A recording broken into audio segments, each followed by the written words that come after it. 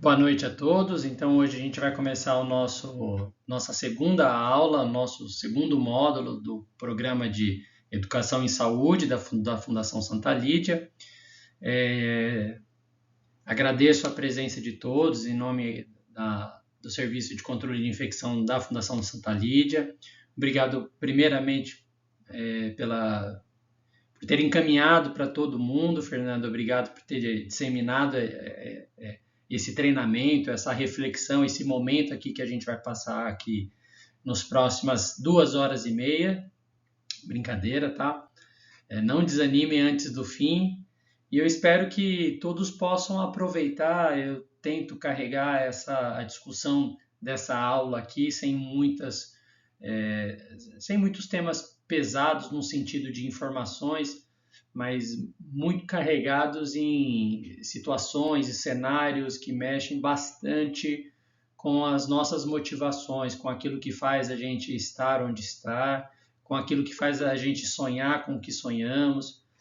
E eu sempre eu acho importante a gente abrir a discussão desse tema, dessa matéria, com essa frase que é algo que eu tenho replicado em vários treinamentos nos últimos meses, que é: o que te move a fazer o que está fazendo da forma que você está fazendo?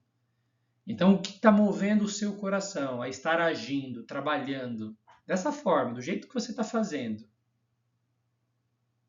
O que move você a agir, a tratar as pessoas, a se relacionar no meio de trabalho, a se comprometer com certas demandas, num cenário onde o atendimento, onde as pessoas, onde tudo é muito complexo e frágil ao mesmo tempo?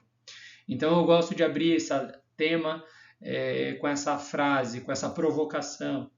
E o tema de hoje, que é a prevenção de infecção e segurança do paciente, ela passa por uma viagem histórica. Ela volta lá naquela frase de Edmund Burke, que todo mundo replica, que é que um povo que não conhece a sua história está condenado a repetir. Então, sempre quando a gente for falar de assuntos que precisam trazer uma questão de mudança comportamental, eu acho importante a gente voltar lá para a essência, lá de onde nós começamos essa construção, a discussão de todo esse assunto, onde nós fundamentamos esse conceito. E é impossível não passar pela formação. O dia que nós, todos aqui presentes, decidimos que seríamos profissionais da saúde, médico, enfermeiro, fisioterapeuta, o dia que você decide ser um profissional da saúde, eu costumo falar que você se tornou, a partir daí, um agente transformador da sociedade. Em todas as discussões relacionadas ao tema, independente da sua formação, independente do quanto, da profundidade da sua especialização, as pessoas vão te questionar pelos diversos assuntos. Só o fato de você estar lá trabalhando em determinado hospital, fundação, as pessoas querem saber. Isso aconteceu bastante na Covid. Todo mundo era indagado. Como que está lá no hospital? Isso é verdade que está acontecendo? Então, essa reflexão é essencial, porque ela começa mostrando quem nós somos, de onde nós estamos partindo, que é a razão de nós estarmos aqui, né? E eu gosto de trazer para essa ilustração da formatura, porque ela remete ao juramento de Hipócrates. Várias profissões usam trechos desse juramento, e uma das partes do trecho do juramento de Hipócrates, que muita gente cita nas formaturas, ela é muito importante porque ela remete também lá à nossa história pregressa.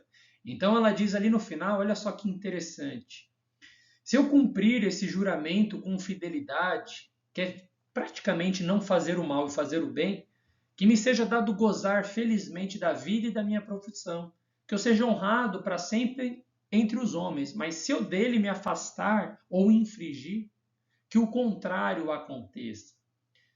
Esse juramento de Hipócrates ele serviu como base também para a Declaração de Genebra, em 1983, na Associação Médica Mundial, onde, dentre diversas citações ali, tinha: prometo solenemente consagrar a minha vida a serviço da humanidade. E aí, pulando algumas coisas aqui, ele diz assim, ó: não permitirei que considerações de religião, nacionalidade, raça, partido político ou posição social se interponham entre o meu dever e o meu doente.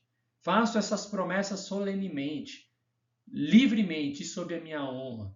Então a história vai trazendo diversas reflexões, diversos momentos e cenários que conspiram para essa ilustração que eu falei, de onde nós partimos, a nossa essência, a nossa razão de ser, a nossa motivação, o porquê de nós estarmos aqui. A gente volta os olhos lá para trás e a gente vê que nós estamos construindo uma nova etapa na nossa vida. E essa etapa, esse momento, ela precisa ser pautada basicamente num resumo de tudo isso que fundamentou as nossas escolhas, que é nunca causar dano. Essa é a essência máxima da prática assistencial à saúde. Essa é a essência máxima. Nunca para causar dano.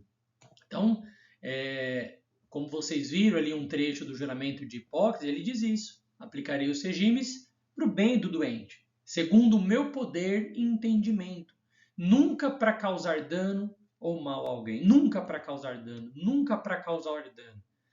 Se eu cumprir esse juramento com fidelidade, que me seja dado gozar felizmente da vida e da minha profissão, honrado para sempre entre os homens, e se eu dele me afastar ou infringir, que o contrário aconteça. Né? E isso está sendo fundamentado através de milhares de anos. É lógico que quando a gente olha as transformações que a medicina, que os processamentos de saúde sofreram, a gente vê que são momentos diferentes. Eu gosto de fazer o paralelo entre essas duas imagens que vocês vão ver. Essa é um quadro muito famoso, que é o The Doctor, ali do final do século XIX, onde ele retrata uma criança doente, no seu leito de morte, vocês podem ver. Aqui mais ao fundo, o pai na penumbra, consolando a mãe, que aguarda a partida da sua filha. E ali, né, nesse momento, nesse contexto, a gente vê que o que resta ao médico, o que resta para ele naquele momento, é apenas velar enquanto a criança parte. Isso é um outro contexto, isso é um outro momento da assistência à saúde, esse é um outro momento da medicina. E ele é totalmente transformado ao longo de 100 anos, de modo que nos 5.000 anos anteriores nada nem próximo foi vivido. Para isso que vocês estão vendo, para a realidade que a gente vive hoje em dia. Esse paciente, por exemplo, com a imagem entubado, com diversos acessos centrais, cânulas, dispositivos, ele tem 102 anos. Nós estamos contrastando uma criança que morreu sem que ninguém pudesse fazer nada com 4 anos, de uma situação de uma pessoa de 102 anos com diversos tubos e conexões, entubado. Essa mudança ela também precisa ser acompanhada com a nossa mudança da essência, nossas atitudes, a nossa forma de enxergar os processos de saúde.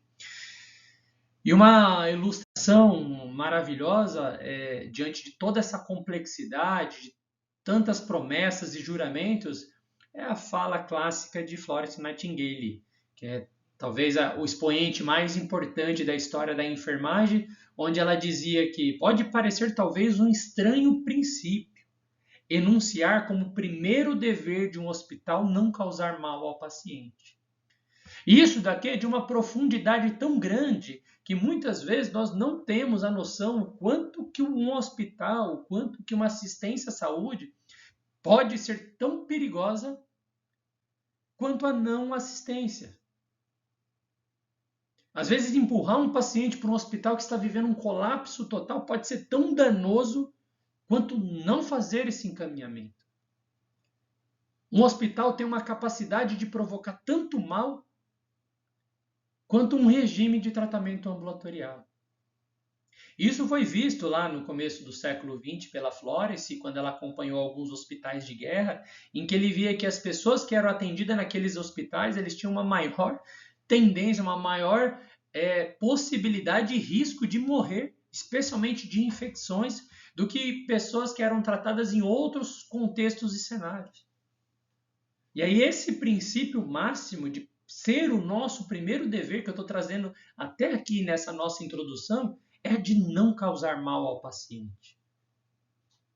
A gente precisa entender que o paciente que ele entra dentro de um hospital, Ele entra totalmente vulnerável a todas as circunstâncias que ele vai encontrar ali.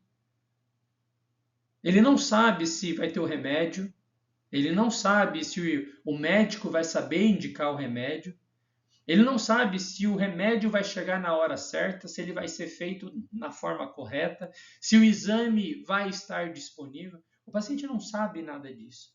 E quando eu costumo falar que eu trabalho muito com populações em situação de vulnerabilidade, é dessa população que eu estou falando. Porque a população que quase sempre é atendida, especialmente nos hospitais públicos, ela se encontra nesse momento numa situação de vulnerabilidade e a gente vai discutir aqui como mudar um pouco disso.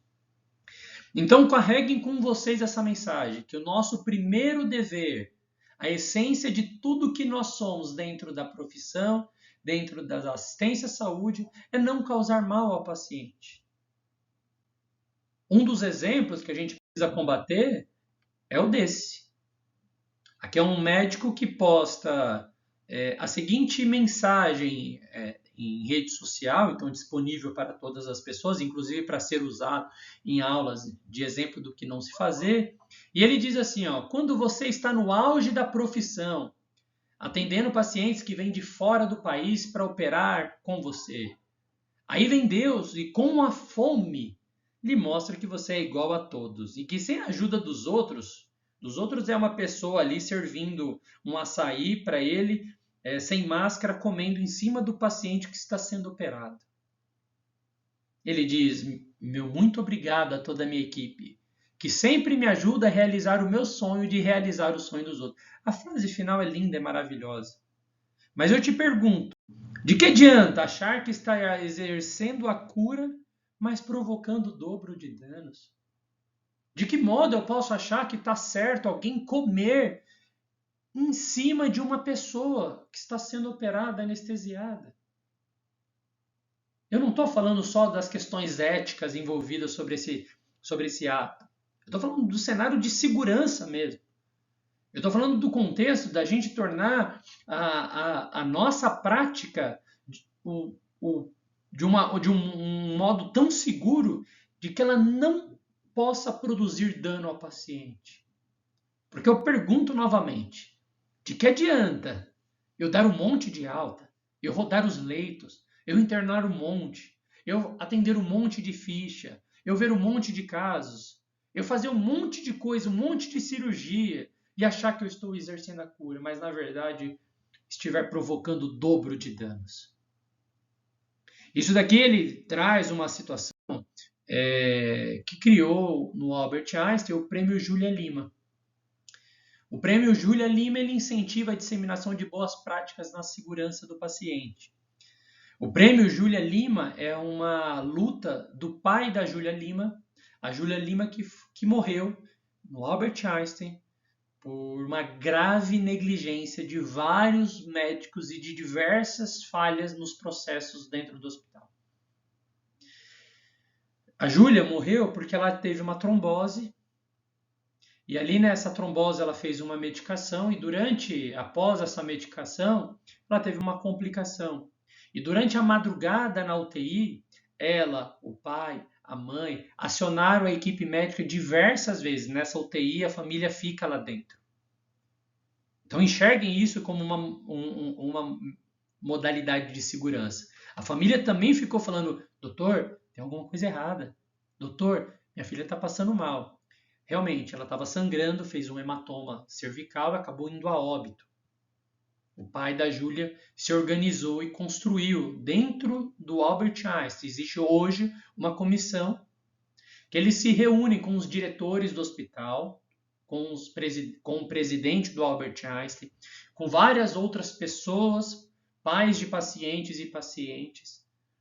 E eles se reúnem mensalmente para discutir segurança, discutir acessibilidade, discutir a participação do paciente, da família do paciente na cura. Nós estamos falando do Albert Einstein.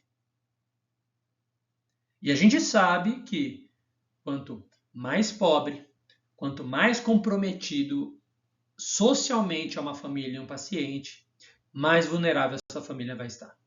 Mais para frente a gente vai falar um pouco mais disso. E eu queria, para a gente poder discutir, trazer essa frase. Essa frase ela do Viktor Frankl, que ele diz assim: quem tem um porquê enfrenta qualquer como.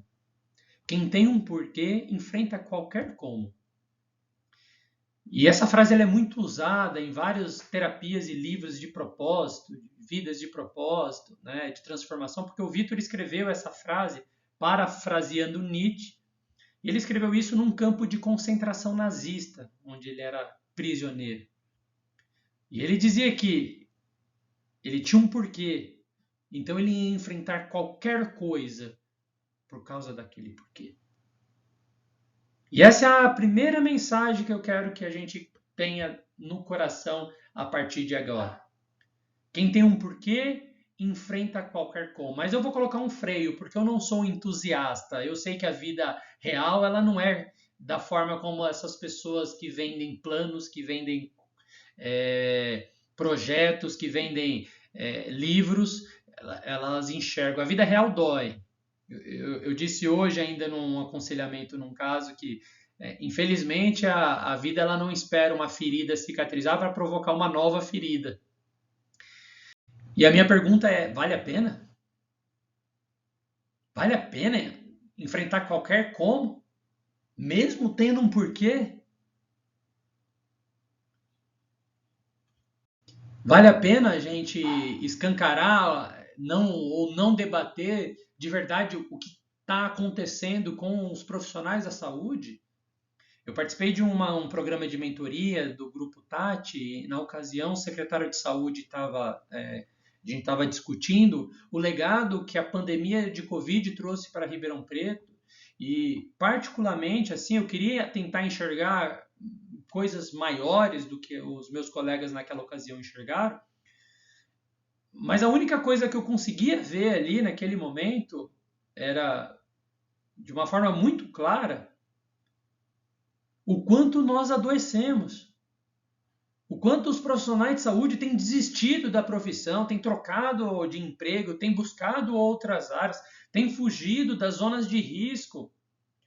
O quanto nós temos visto profissionais da saúde cometendo suicídio, vivendo quadros depressivos importantes, justamente porque eles estão esgotados de toda essa carga. Da carga de trabalho, da carga de cobrança, às vezes da falta de resultado. Eles estão esgotados por causa de tudo isso, da falta de reconhecimento. E o reconhecimento ele é oposto a isso que foi visto aqui durante a pandemia. Isso daqui é uma das coisas mais desastrosas na construção de quem nós realmente somos dentro da assistência à saúde. Esse tipo de veneração aqui, ela desumaniza o profissional da saúde e nos coloca uma capa de super-heróis que nós não possuímos. Faz com que a gente se sinta, faz com que a gente construa um poder que nós não temos nenhum domínio. E foi muito engraçado e trágico, porque a gente viveu isso ali durante a pandemia, em que às vezes as pessoas batiam palma no intervalo do jornal, faziam algumas coisas, mas que isso não passava nem do dia 2. E isso é matéria de uma publicação muito interessante, que é o perigo de criar heróis, né? Isso acaba desumanizando os profissionais de saúde. Nós temos dores, nós temos angústias, nós ficamos com vontade de desistir também, nós vemos falhas, nós não conseguimos acertar sempre. E várias vezes no nosso cotidiano, a gente olha para o espelho e pensa assim, e se eu não for trabalhar hoje? Eu tenho um porquê, mas será que vale a pena esse como?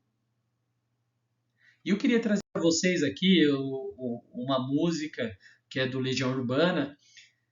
Vocês conhecem apenas por essa primeira frase da música, mas é claro que o sol.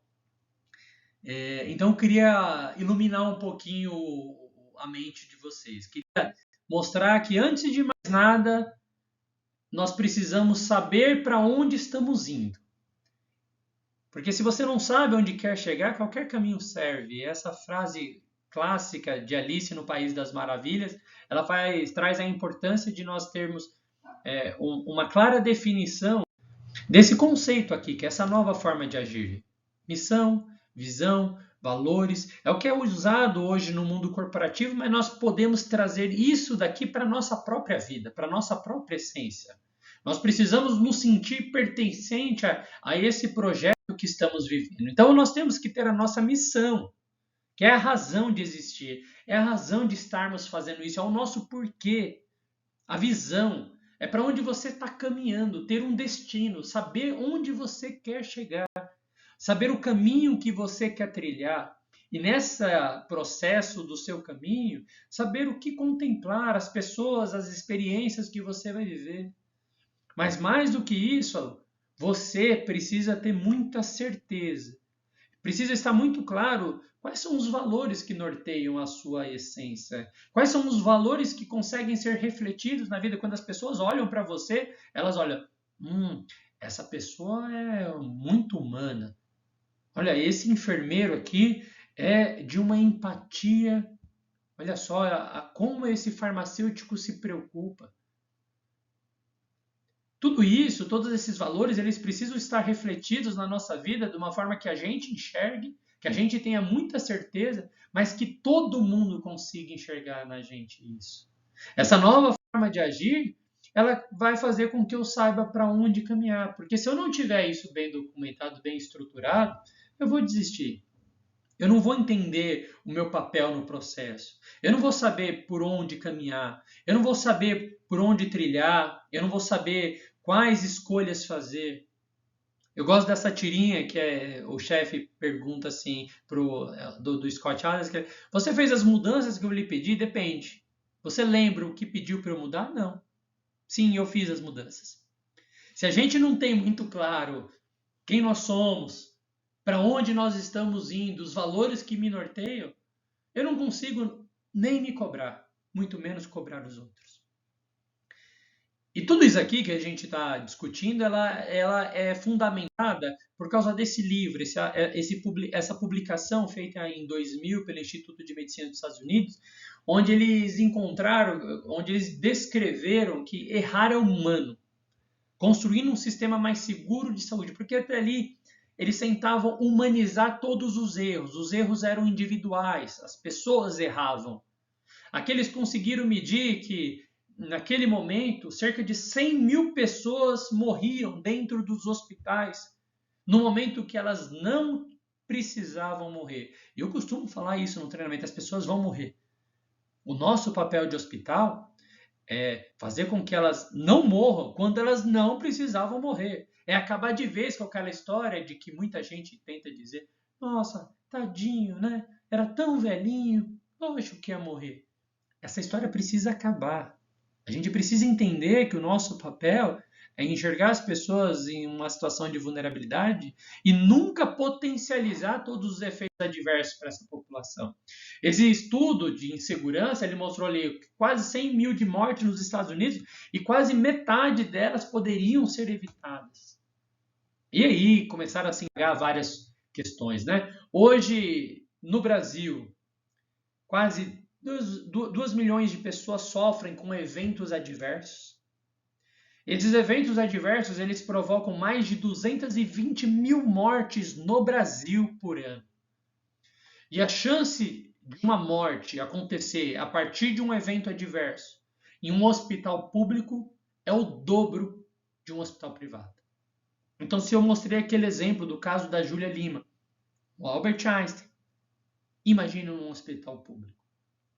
E isso tudo precisa ser levado. Diferente dos Estados Unidos, em que nas estatísticas dele 45% dos eventos poderiam ser evitados, no Brasil 70% dos eventos poderiam ser evitados. Isso escancara ainda mais a urgência de discutirmos segurança do paciente, a urgência de discutirmos transformar isso tudo.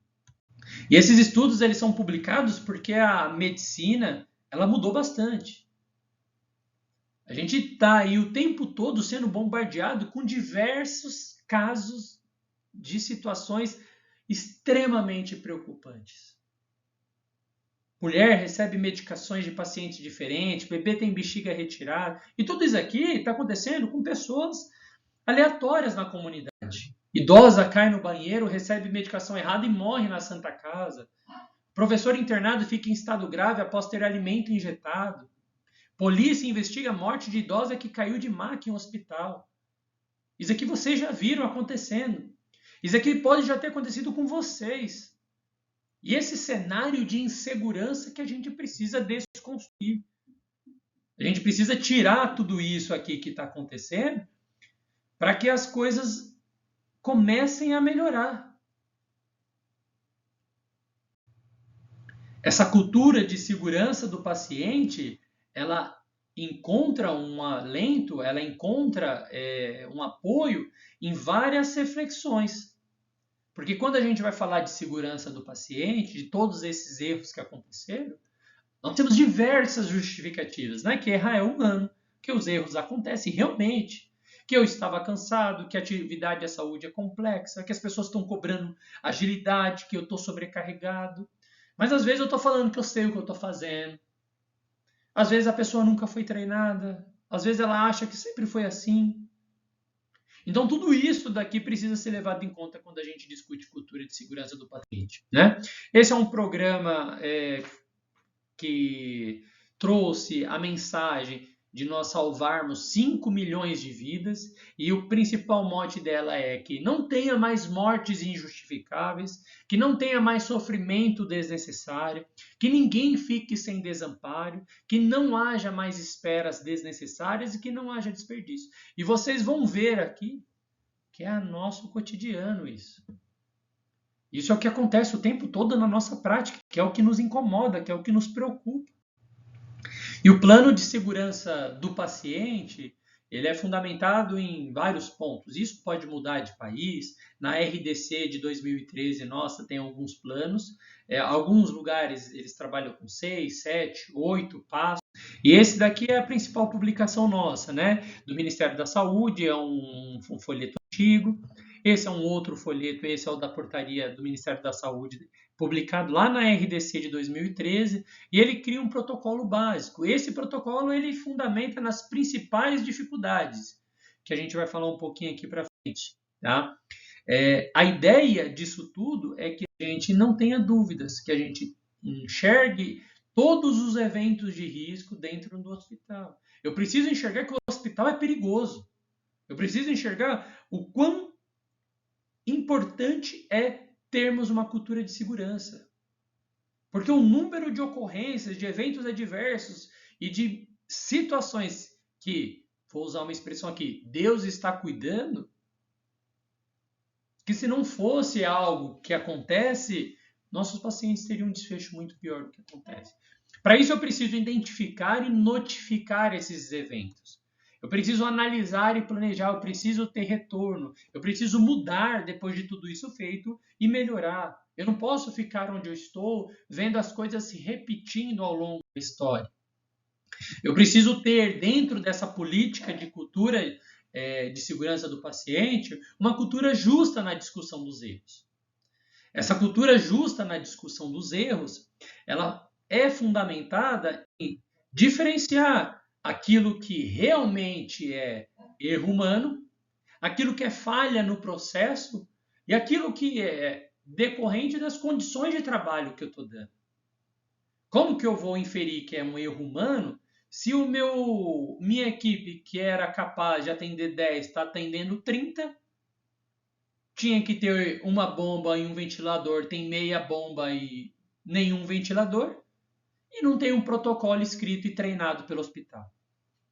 Então a minha cultura precisa ser justa na discussão dos erros. Isso é o papel importante de um líder. Se o líder ele falha na cobrança, se ele falha na supervisão desses 3 círculos, ele não consegue manter a equipe com o como, fazendo o como, com o porquê pungente dentro do coração.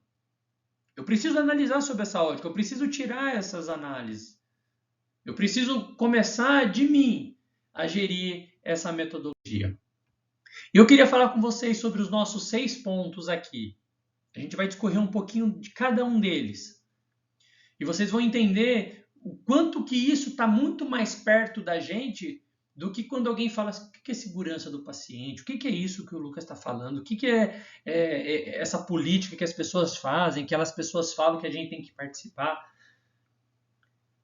A cultura de segurança do paciente, ela começa por um ponto muito básico, que parece coisa simples e que a gente negligencia. Identificação do paciente. É nome e pulseira. No momento exato, no mesmo momento, naquele momento que eu identifiquei, que eu imprimi a etiqueta direto para o pulso do paciente.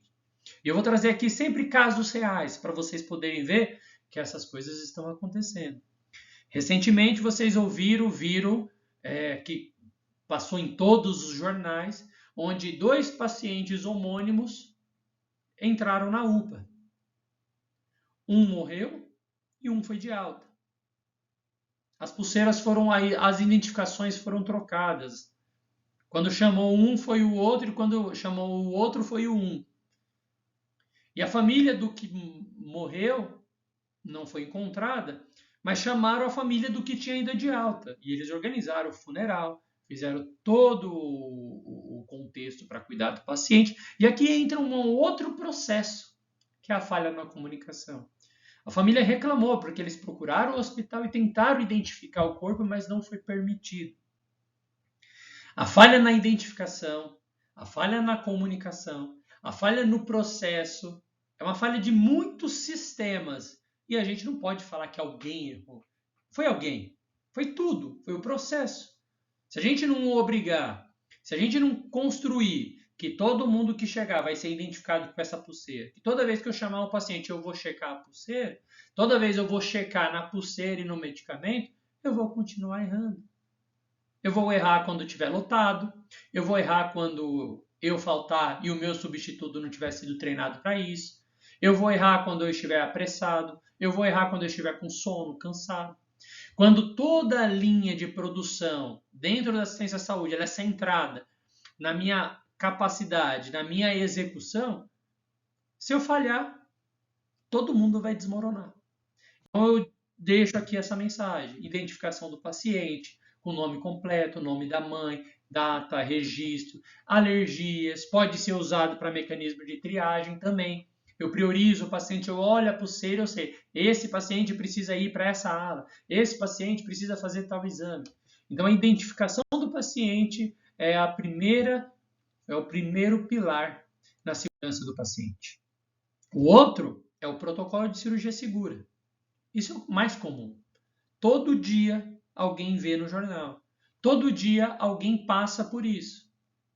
Alguém que passou por um procedimento cirúrgico e esse procedimento evoluiu da pior forma possível. Vocês acompanharam esse caso drástico aqui lá no Rio de Janeiro, de um paciente que ficou acusando o hospital de ter colocado ele em cárcere privado. Ela queria ir embora, ela tentava mandar mensagens para as pessoas para serem libertas de um hospital, já que ela tinha sido operada e o hospital estava tentando consertar tudo aquilo que estava fazendo. E eu pude ver as imagens, é uma tragédia em cima de tragédia. É uma história triste e deplorável que somente pessoas em condição socioeconômica muito desfavorável acabam sendo mais vítimas do que as pessoas mais bem favorecidas. E isso escancara o quanto que o programa de cirurgia, o quanto que o programa de segurança do paciente, ele não é tão democrático, porque ele fere de uma forma muito mais pesada os mais pobres. E esse caso aqui, como tantos outros que a gente vai ver aqui, é a ilustração clássica disso. Para isso existe o protocolo de cirurgia segura, né? Para identificar o procedimento certo, o local, o paciente, para que sejam feitas as medidas preventivas. Existe uma lista de verificação da segurança do paciente cirúrgico. Então, uma checklist que é para você fazer antes, um que é durante e um outro depois.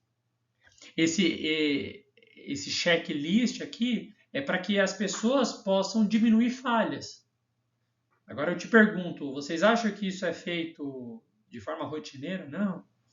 Todo mundo fala que faz, todo mundo preenche, manda dados falando que fez. Mas a verdade é que às vezes o paciente é identificado lá dentro da cirurgia. Às vezes o paciente recebe o antibiótico no final da cirurgia. Às vezes o paciente é feito a tricotomia dentro lá da sala cirúrgica. E isso acontece em todos os hospitais.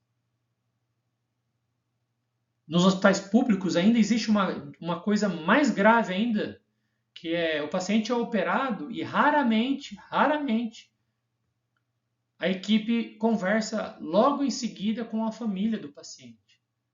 Às vezes a família do paciente só vai ficar sabendo o que aconteceu com o paciente operado no outro dia, na hora da visita. E isso são transformações que trazem segurança e começam a produzir dano, porque provoca ruído na comunicação. A prescrição de medicações é a terceira pilastra do programa de segurança do paciente. Então, olha só esse caso. Polícia investiga caso de superdosagem de remédio que deixou jovem em estado vegetativo em Porto Alegre. Alexandre, 28 anos, recebeu dosagem 10 vezes maior do que a indicada.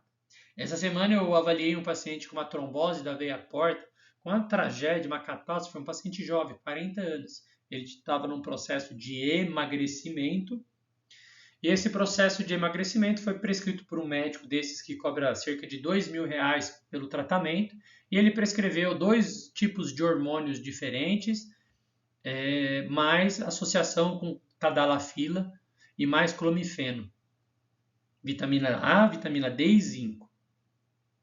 E soltou o cara no mundo.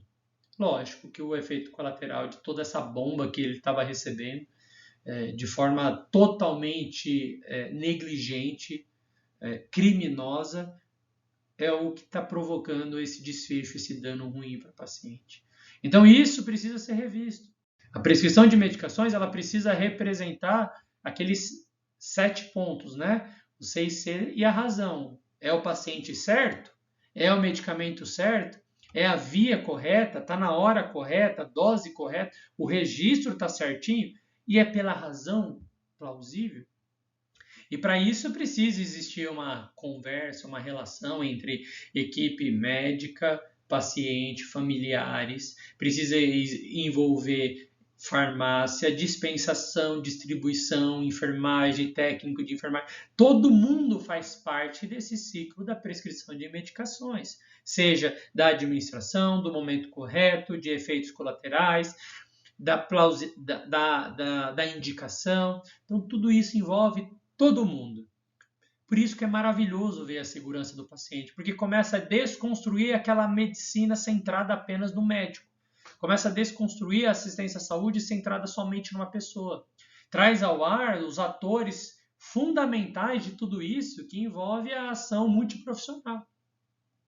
O programa de prevenção de quedas é o 4º ponto, e esse é uma história de fato real que eu trago aqui. Um paciente internado em um hospital, ele estava contido com as grades elevadas. Para vocês verem, protocolo de prevenção de quedas teoricamente aplicado. Contido, grades elevadas. Ele usava oxigênio e ele desceu do leito para fumar com o oxigênio. Ele estava ligando o oxigênio, podia ter causado uma catástrofe, uma tragédia no hospital, ele estava ligando, tentando fumar próximo à fonte do oxigênio. E aí ele acabou caindo, e aí com esse estrondo todo mundo viu lá o que aconteceu, e aí encontramos o paciente nessa situação. Então a prevenção de quedas, ela envolve eu identificar quem é o paciente de risco e tentar envolver vários cenários que trazem uma maior segurança. Especialmente, não só grades levantadas, né, olhar para o programa de prevenção que existe, mas a presença de acompanhante. A presença de acompanhante é um dos fatores mais importantes na prevenção de queda.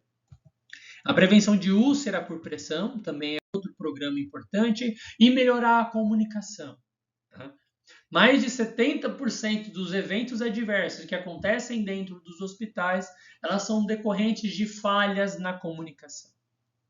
Investir em boa comunicação é uma ação fundamental na segurança do paciente. E essa comunicação é necessário você saber falar, como falar, as palavras que usar, o tom de voz, o local, o cenário, o momento. Tudo isso você precisa relevar para que você tenha uma boa comunicação. Mas mais do que isso, você precisa querer se comunicar. Você pode cumprir tudo isso com zelo, mas se a pessoa, o seu destino, não quiser se comunicar, você não vai ter sucesso. Então é importante nós sensibilizarmos o mundo que a gente vive para esse contexto. A gente precisa se comunicar. Como já dizia o saudoso Chacrinha, quem não se comunica se estrumbica. Então, a falha que nós temos, os problemas que nós temos, quase que todos os dias no hospital, são porque alguém falou algo de uma forma que não deveria ser falado, ou da forma como a outra pessoa entendeu, que não foi a forma que a outra pessoa falou. Quase sempre. São coisas que a gente poderia ter resolvido facilmente se todo mundo quisesse se comunicar, quisesse resolver. Eu acredito muito que o diálogo, especialmente, ele pode provocar mudanças fundamentais na nossa estrutura. Eu sou um entusiasta da comunicação, porque eu acho que quando a gente tenta esse caminho, ele é muito mais seguro, muito mais benéfico e menos doloroso do que todos os outros. E por fim, o último pilar do nosso plano de segurança é prevenir infecções. Eu preciso prevenir infecções porque 90% dos pacientes que morrem dentro dos hospitais, eles morrem usando algum antibiótico. Eu preciso agir nesse sentido porque cerca de 20% só dos profissionais higienizam as mãos, de modo que essa seria a ação mais importante na prevenção das mortes. Eu preciso agir porque eu tenho diversas ocorrências que acabam culminando no risco desse paciente morrer. Olha só, no Brasil nós temos aí no mundo são 30 milhões de mortes por ano. No Brasil são 240 mil pessoas morrendo. E para prevenir infecção, nada mais simples e eficaz para não causar nenhum mal durante a internação do que higienizar as mãos.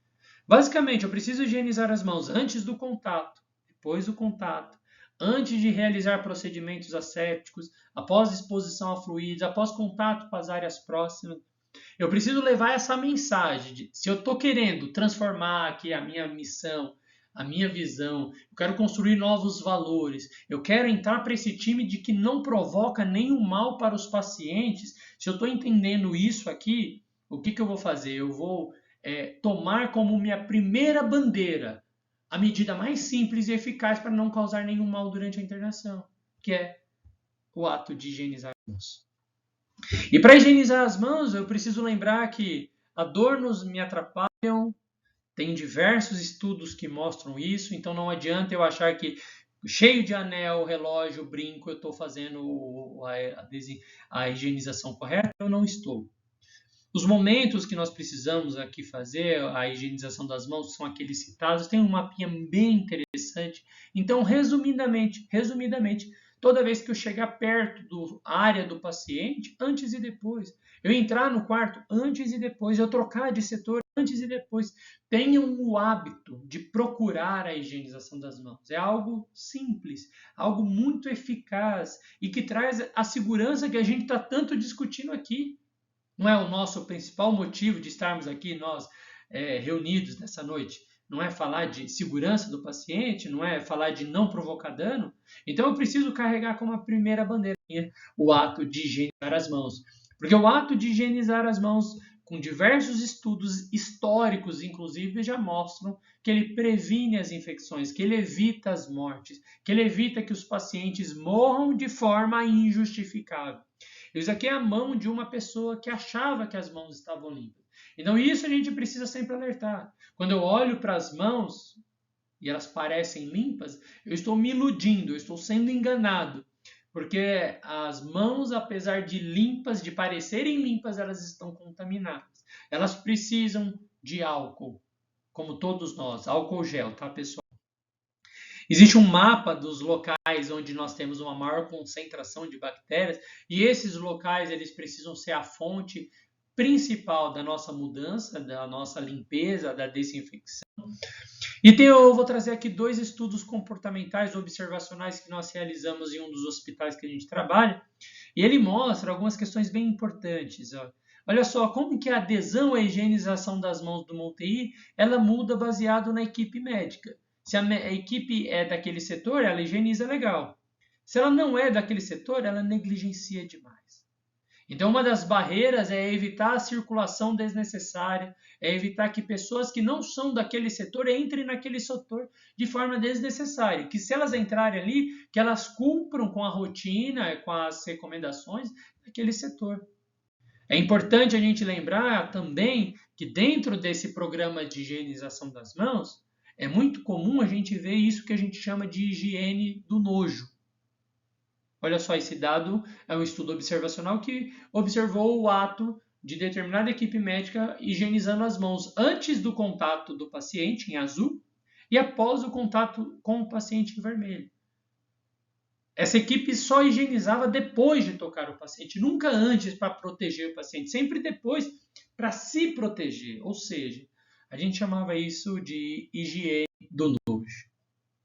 Além do programa de prevenção através da higienização das mãos, nós temos um plano centrado pelo menos em prevenir infecção do catéter, infecção do trato urinário, pneumonia e infecção do sítio cirúrgico. E eu queria discorrer especialmente com as duas que trazem uma morbidade muito grande, mortalidade, prolongam um tempo de internação, que é a infecção do catéter, né? E ela passa muito pelas mãos dos profissionais. Olha só, essa imagem que é a fisiopatogenia da infecção do catéter mostra aqui, ó, a pele ou a mão do paciente pode contaminar tanto a pele, quanto o catéter, quanto a conexão. Então, se eu vou fazer medicação com as mãos contaminadas, eu vou mandar bactéria para o paciente. Se eu vou tocar o catéter com as mãos contaminadas, eu vou contaminar o paciente. Se eu vou tocar a pele do paciente com as mãos contaminadas, eu vou levar bactérias para o paciente. E tudo isso aqui está indo lá para a ponta do catéter, lá dentro do coração quase, e espalhando bactérias pelo sangue. Isso precisa ser mudado. Isso daqui é uma cultura de dano ao paciente. O paciente está lá, sedado, entubado, gravíssimo, apenas sujeito às nossas ações. E as nossas ações elas não podem ser de modo que causem mal para o paciente. Então eu convido todo mundo a olhar para isso. A higienização das mãos para manipular o catéter, ela vai impedir a formação de biofilme, vai impedir a infecção do catéter, vai impedir que o nosso paciente morra, que é o nosso foco principal. Então, assim, ó, a higienização das mãos antes de manipular o sítio do catéter é feita por cerca de 40% das pessoas. A desinfecção do hub, da conexão, antes de fazer medicação no acesso central, é obrigatório, mas é feito por cerca de 60% só. Eu acho que esse dado é superestimado, duvido que bata 30%. E degermar a pele e fazer antisepsia antes da instalação do catéter é feito por 90% das pessoas. Então tem alguns pontos importantes que eu vou passar para vocês como prevenir infecção relacionada ao catéter. Escolher o sítio de punção, nunca na femoral. A femoral tem que ser a situação de excepcionalidade. Então, estabelecer um protocolo de que forma de que várias pessoas olharam aquele catéter e falaram, realmente vai ter que ser na femoral. Eu tenho algum cenário só que às vezes as pessoas ficam justificando que a presença de traqueostomia contraindica a punção nessa topografia, o que não é verdade. Tá? O único estudo que mostra que talvez a femoral seja melhor seja em paciente que não seja obeso e que esteja com infecção documentada em tratamento na região cervical. Aí teria uma indicação relativa de você pegar o acesso por via femoral. A técnica, observar todos os passos da técnica, principalmente o preparo da pele, então aplicar degermante, remover e depois a solução alcoólica, isso é importante. Lembrar que quanto maior o tempo de permanência do catéter, maior o risco para a infecção. Ou seja, todos os dias eu preciso considerar, será que ele precisa desse catéter? Será que ele precisa desse catéter? Será que ele precisa criar mecanismos, ferramentas de estrutura que otimizem, que incentivem, que estimulem a equipe a tirar esse catéter? Lembrar que o banho é uma modalidade que pode contaminar, porque eu começo a dispersar partícula, molho tudo, espalho bactéria para tudo quanto é lado, deixo úmido o catéter e acabo perdendo a integridade desse curativo, né? Inclusive, o curativo do catéter, que pode ser feito tanto com gás ou com curativo, ele também tem uma relação muito forte com a prevenção. Quanto mais tempo esse curativo fica protegendo o acesso central, maior é a minha prevenção, maior é a minha proteção. E agora eu vou mostrar uma imagem para vocês que transmite paz, transmite o céu, o paraíso. É impossível a gente não ficar feliz com uma imagem dessa. Olha só que curativo lindo. Limpo, seco, sem sangramento, sem secreção, com data anotada, bem ocluído, maravilhoso, uma coisa maravilhosa. Eu estou até pensando em fazer uma tatuagem dessa imagem tão bonita que ela é. E ela pode ser feita também com gás estéreo, olha só. Enfermeira Fernanda, datado aqui certinho, bonitinho. Parabéns, Fernanda. Fez um trabalho maravilhoso. Melhor ainda vai ser quando a gente retirar esse catéter precocemente. Então, esses estudos, especialmente esse estudo publicado no Critical Care em 2012, que mostrou isso, que o catéter precisa ficar ali fechadinho. Eu não posso ficar interrompendo o meu curativo. Quanto mais eu tentava remover esse curativo, maior era a chance dele contaminar. Tá? Eu preciso manter o curativo limpo, seco e com data. Se vocês quiserem uma dica de como prevenir, esse slide é a dica de como prevenir. Aqui tem todas as informações para vocês nunca mais deixarem de tentar prevenir a infecção do catéter e assim evitar mortes injustificáveis.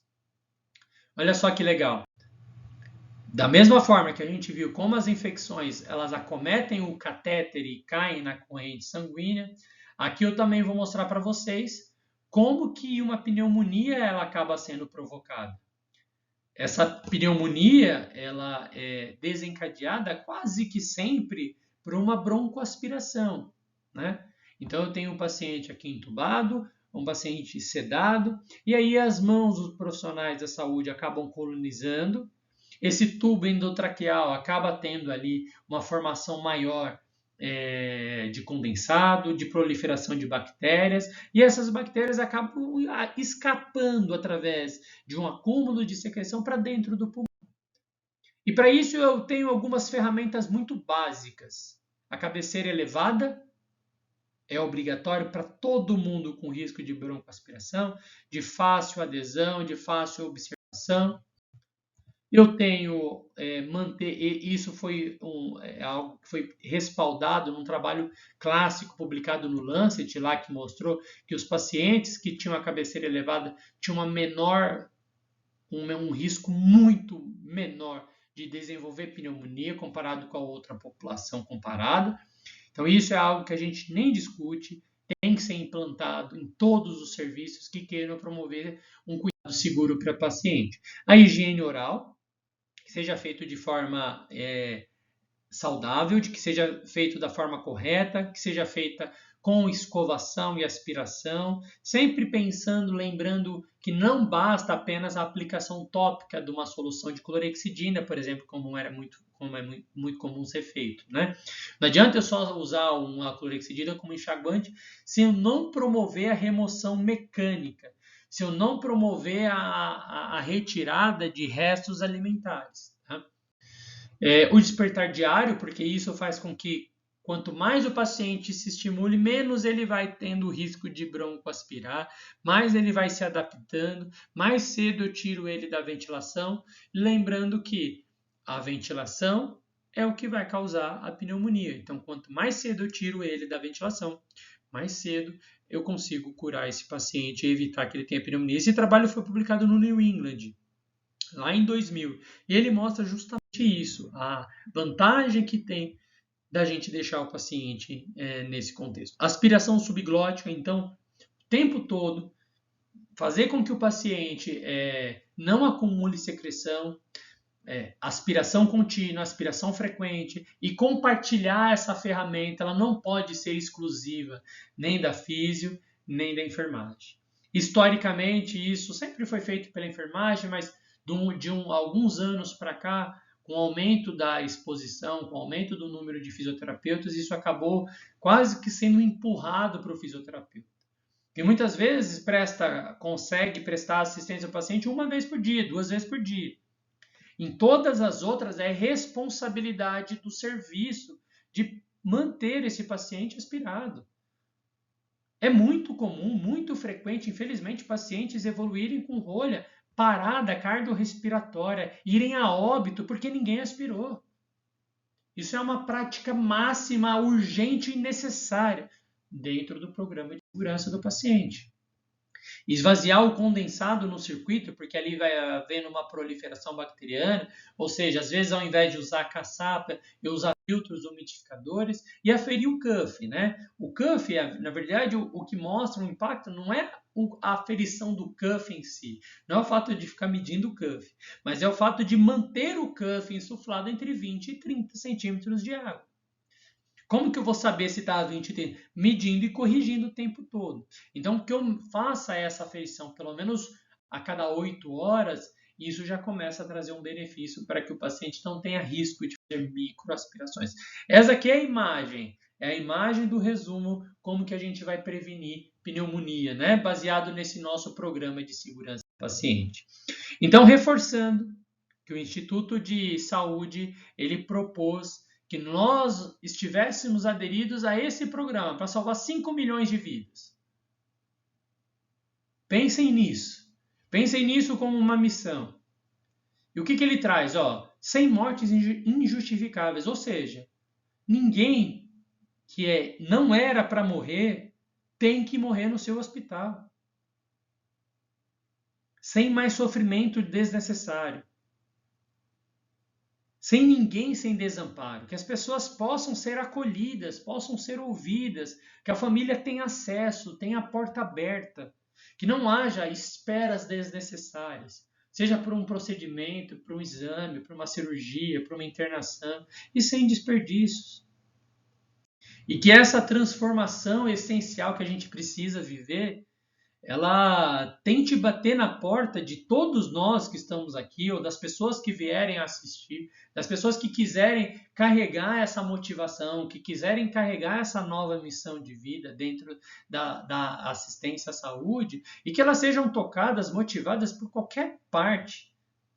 Porque algumas pessoas elas vão mudar de acordo com informações técnicas, com números e gráficos, com evidências científicas, algumas com histórias, com depoimentos, com experiências pessoais, ou experiências de outras pessoas. Algumas vão ser tocadas e transformadas com processos bem desenhados, com metas e objetivos claros.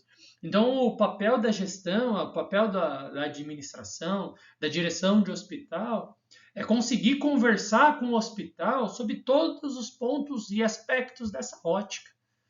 Ele precisa olhar tudo o que acontece dentro de um hospital, tudo o que acontece na ótica do cuidado e tentar motivar os seus liderados baseado nesse conceito. Essa transformação essencial, ela precisa ser a nossa missão. E essa missão, ela passa um pouco pelo depoimento, depois eu convido quem quiser ouvir o depoimento do pai da Júlia, do caso Júlia Lima. Vocês podem procurar lá no Instituto Brasileiro de Segurança do Paciente. E ele diz, em uma das entrevistas, essa aqui está bem legal, ele fala assim, diante do contexto ali que ele estava dentro do hospital, tentando desesperadamente chamar a atenção de alguém, pedindo ajuda porque ele via que estava acontecendo alguma coisa errada, ele pediu assim, especialmente para a equipe médica. Ele fala especialmente para os médicos, mas não só para os médicos. Que nós, como agentes de saúde, como profissionais de saúde, que decidimos não provocar mais o mal, que nós decidimos que vamos construir uma bandeira de segurança do paciente, para que ninguém mais morra de forma injustificável ou sofra desnecessariamente. Ele diz assim para a gente, que nós precisamos ter mais humildade para reconhecer que não sabemos de tudo.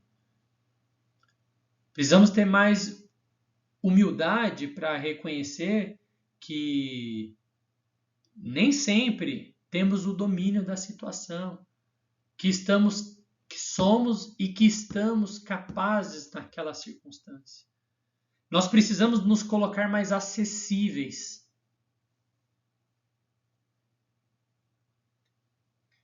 As pessoas precisam conseguir falar com a gente, ouvir, responder, dar atenção. Ser acessível a uma família é um dos pilares mais importantes na construção dessa nova ótica. Parar de enxergar pacientes que reclamam, pacientes que querem conversar como família difícil, e enxergar que nós estamos criando barreiras para que ela seja difícil. Se nós formos mais acessíveis, ninguém vai ser difícil. Sair do pedestal da prepotência de que sabemos tudo, dominamos tudo e vamos conseguir fazer tudo. Sair desse pedestal que a gente constrói de que somos os super-heróis, de que tudo é centrado em nós. Esse mundo que é em si mesmado, é construído a partir de uma sociedade tão egocêntrica que acha que tudo gira em torno de nós mesmos. Quem dirá um médico? Quem dirá alguém que faz cirurgias? Quem dirá alguém que é dono? Alguém que é rico? Alguém que tem mais posses? Que acha que ter é mais importante do que ser? Essa prepotência ela bate de uma forma muito violenta, especialmente na classe médica. E a gente precisa diminuir. Compartilhar. Eu não sei tudo, eu vou pedir ajuda, eu vou perguntar para outra pessoa, eu vou compartilhar com a enfermeira, eu vou compartilhar com o técnico, com o farmacêutico, com o assistente social, com o psicólogo, com o teólogo, com todo mundo, com a físio, com a fono. Eu não vou assumir condutas que eu não sei, eu não vou ser prepotente. Eu vou esperar a fono avaliar e falar que o paciente está seguro para comer. Eu vou esperar o nutricionista passar a dieta, porque eu não sou treinado para isso. Eu vou aceitar o que está acontecendo aqui quando cada agente ator do cuidado à saúde está tentando fazer o seu melhor.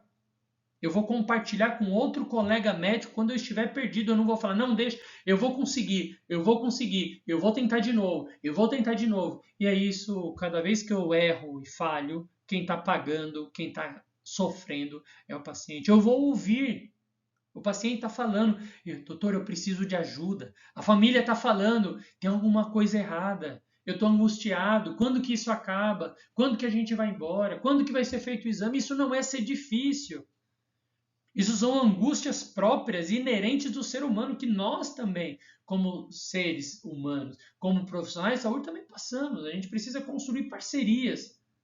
A parceria é fundamental na construção de uma cultura de segurança do paciente. A parceria envolve nós, agentes de saúde, a direção, a administração, os processos, os supervisores, inclui a estrutura e inclui especialmente o paciente e os seus familiares.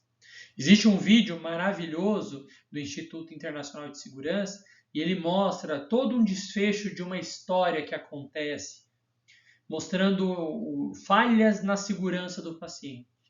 Quem tiver interesse em assistir esse vídeo é fantástico, fantástico. São 20 minutos mostrando ocorridos dentro do hospital. E nesse ocorrido dentro do hospital, a gente consegue ver tudo isso que eu estou tentando reconstruir aqui com vocês.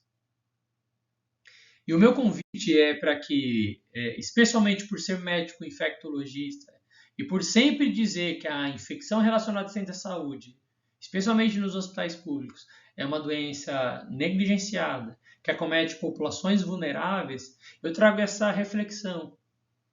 Eu trago essa reflexão para a gente encerrar e levar essa mensagem de onde nós estamos, para onde nós estamos querendo ir. A reflexão de o que está movendo o seu coração. Qual é o porquê que faz você fazer o que faz? Por que você está fazendo? Por que você está trabalhando da forma como está trabalhando? Eu trago esse texto aqui, que é: quem vai olhar pelo seu Zé? Quem vai cuidar da Dona Maria? Quem vai cuidar do desconhecido? Quem não esquece de lavar as mãos? Quem realmente se importa? As mãos que curam também são mãos que sujam. Essas mãos não limpas podem ser as mãos que matam. Se fosse você, se fosse o seu filho, se fosse importante ou um conhecido, mas tem que ser para um qualquer. Eu nunca posso esquecer que eu vou sempre cuidar do amor da vida de alguém. Esse texto aqui é para que a gente lembre de tudo que nós falamos aqui desde o começo. De construir uma essência, de construir um conceito, de construir uma missão que vai atingir todas as pessoas que cruzarem o nosso caminho.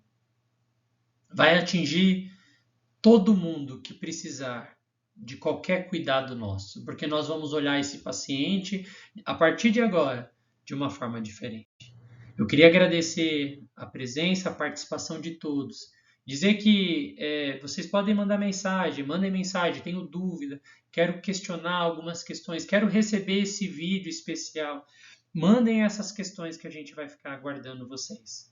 Muito obrigado pela presença. Espero de coração que tudo isso que nós discutimos aqui possa ter encontrado sentido na vida de vocês e que todos nós juntos possamos nos tornar profissionais de saúde melhores. Profissionais que estejam centrados na experiência do paciente, centrados na segurança do paciente, em fazer o bem, mas antes de mais nada, nunca fazer o mal. Muito obrigado pela participação de todos. Boa noite e uma boa semana.